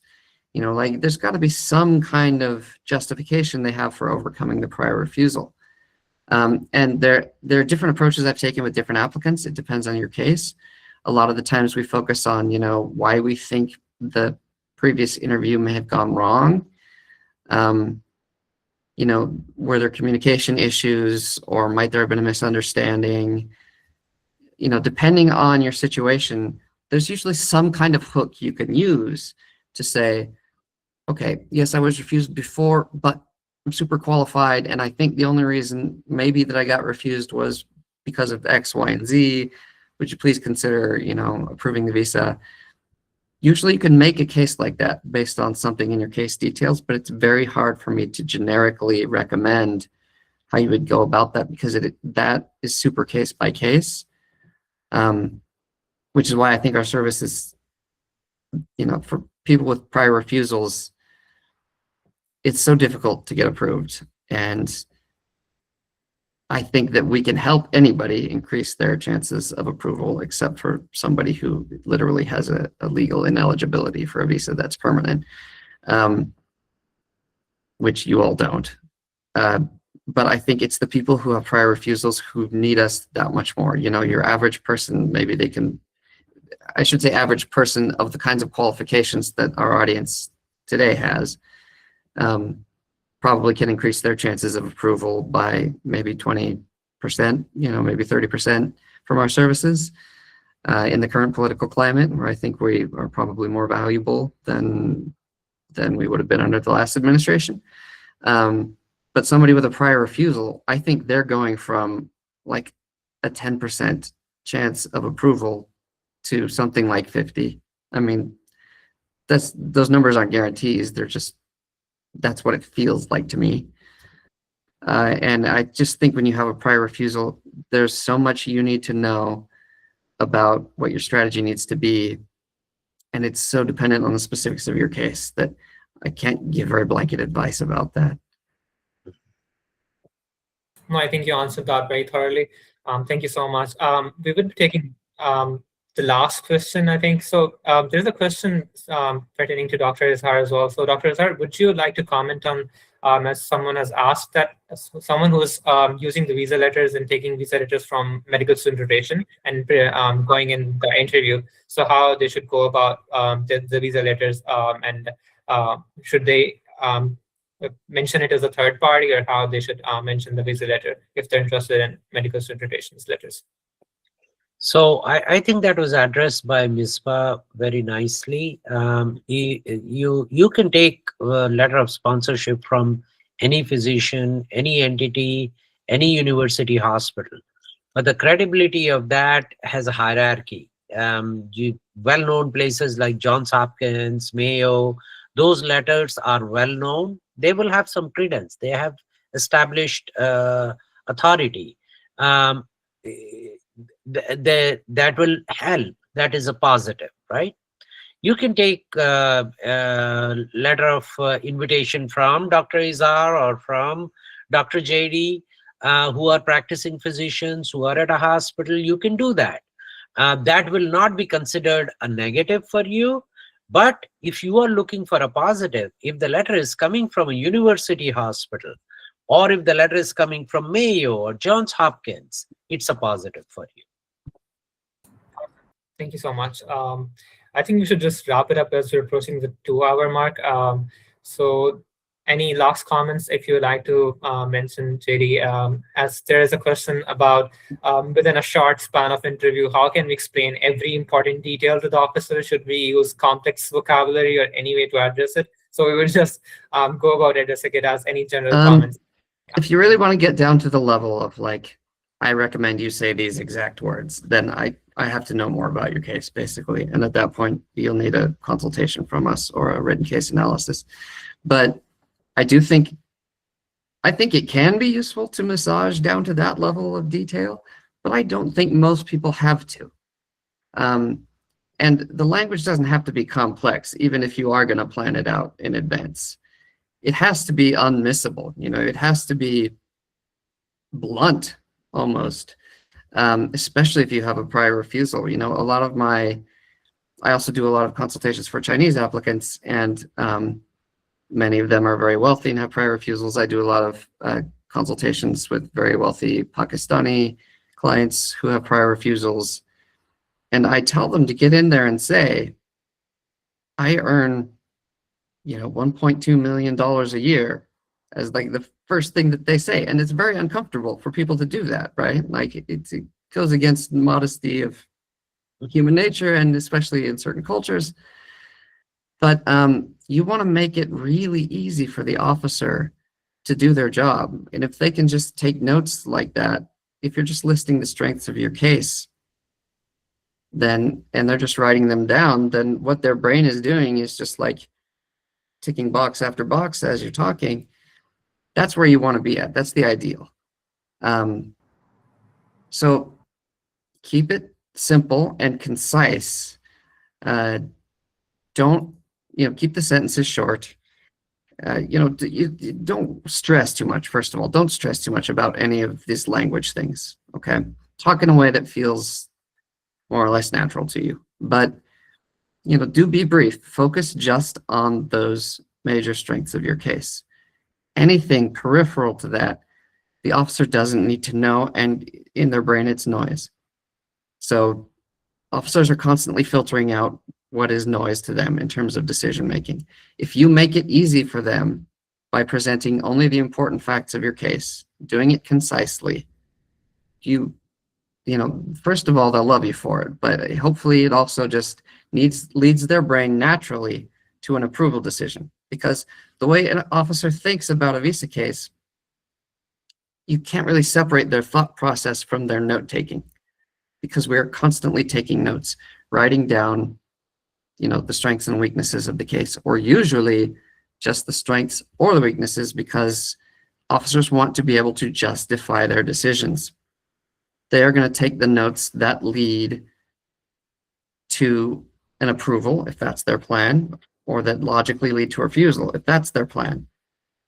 If you have them from the very beginning typing positive things that support the case, that's already naturally leading to a sort of, autocomplete of an approval. So that's a good situation to be in. But worrying too much about the complexity of the language, using specific terms, I would say in terms of using specific words, it's very good to know the FAM section. Like I said earlier, if you are talking about an observership, an officer doesn't necessarily know what category that falls under in terms of your, what visa category you're trying to qualify under. They probably do. They can probably figure out that you mean a clerkship, right? But it's that much better for both of you if you use the term clerkship, because that's what's used in the FAM, in the Foreign Affairs Manual. So in terms of using specific lingo, I would say try to use the officer's lingo as it appears in the FAM, at least in terms of your profession and things like that. I wouldn't talk about the law, the refusal code, INA 214B, and all of that stuff. It feels weird to officers, I think, when applicants start talking about those very technical legal aspects. And I would avoid the jargon of your profession for the most part. Or use the jargon and then say, oh, that means this, that's fine. You can stay, mention, what is it called? Is it the STEP exams? Is that the big one? Yeah, so if you mention that, you can just pause and say, oh, that, that's the major medical exam that we have to pass. That just makes you look like a medical professional to say something like that. But don't use jargon unless you're going to explain it. Use the terms from the FAM section for the law that you're trying to qualify under. And other than that, keep it simple and short. Thank you so much, JD. I think you guys explained everything really well. We had an awesome turnout. Over 100 people joined and stayed throughout the discussion. Yeah, I would like to wonderful. quickly thank you and Misbah as well.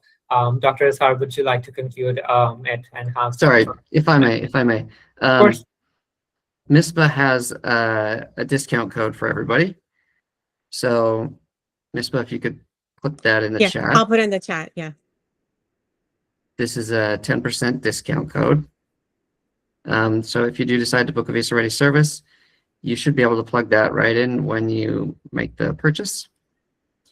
You don't need to go directly to making a purchase. Okay, so the standard pipeline for our clients is to fill out our questionnaire first. Let me post the link to that. And this does not obligate you to anything. You don't even have to share personal details beyond what you're comfortable with, although I strongly recommend you share as much as possible because that'll just help us evaluate your case better. So this is normally how our clients get started. They submit the questionnaire. Somebody sends you, or one of our officer consultants sends you a refusal risk analysis, probably me for most of the people in this chat. And then from there, you can make your decision. Do you want to book or not book? So, if you found this valuable and if you find the advice in the analysis valuable, I hope you'll decide that it's a worthwhile investment. For those of you with prior refusals, even if you don't go to us, I very strongly recommend you go to somebody who is a former officer. Because the things that a lawyer or a visa agent can tell you about prior refusals in particular just don't get you all the way there. Then there are alternatives to visa ready. I would never discourage anybody for checking them out. I think that I can say that confidently because I really do think we provide the best value. Our major competitor doesn't look at your information until you get to your consultation. So you spend the first 10 minutes of your 30-minute consultation, say, with them looking over the information you submitted. We look at all of that in advance. We have detailed notes ready when we get to that consultation. We spend the whole time imparting, explaining things to you rather than you explaining them to us so that we can get started. But make your own decision, be a smart consumer, look at your options. But if you have a prior refusal, I really strongly recommend that you seek advice from a former officer because otherwise I do think your chances are very low, unfortunately. Thank you. I think you and Misbah have given a lot of pearls and valuable information today. It would be of immense importance to so many medical students. And like you emphasized, I tell all students, you all are awesome. but you need to employ strategy into your doings. Having the right strategy, having the right guidance is very important in life. Your success depends on that. So I would suggest that feel free to reach out. Yeah, I'm sure JD and Misbah, we are going to get a lot of queries from the students, how to get in touch with you. If you both can send me your information, email, the website, and the whatever information you would like us to pass on to the students, we would be happy to do that. And the Yeah, that's a students, great idea. feel free to reach out directly to them as well from the chat here. I think this was a very good session. Would you guys like to do this every 2 to 3 months? From our point of view, sure, we would be happy to. Okay, sounds good. So let's call it a day, and thank you both very much for coming, and thank you for the 100+ people who attended the seminar. Yes, thank you all very much. Please send out comments to JD and Misbah if you like the seminar, or to me, Dr. Izhar, or Medical Student Rotation. We would love to hear from you. Thank you. And thank you, Dr. Izhar, for hosting us. Yes. Thank you so much. Thank you, everybody.